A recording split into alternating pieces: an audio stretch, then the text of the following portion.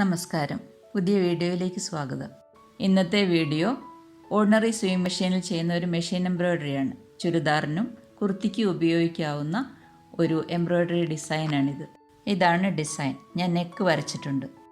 Channel subscribe ചെയ്യാൻ മറന്നു പോകരുത്.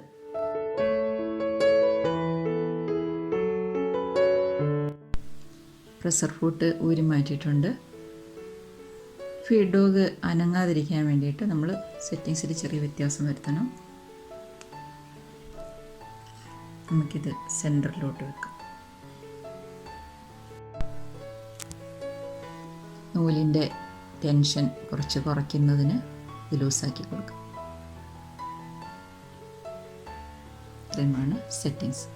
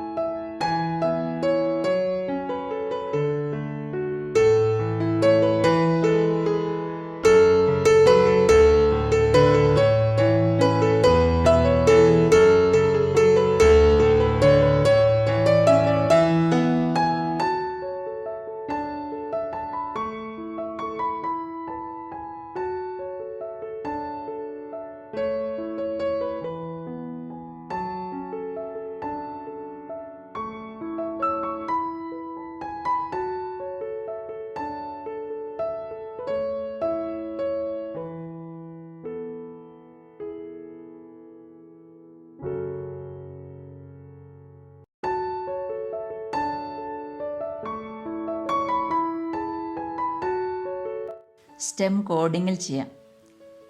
ട്വയിൻ ഇതുപോലെ 4 മടക്കായി എടുക്കാം. അറ്റം ഇങ്ങനെ കട്ട് ചെയ്ത് നീളമുള്ള ട്വയിൻ അതിനോട് ചേർത്ത് ഇതുപോലെ ഒരുമിച്ച് വെച്ച് സ്റ്റിച്ച് ചെയ്ത് തുടങ്ങാം.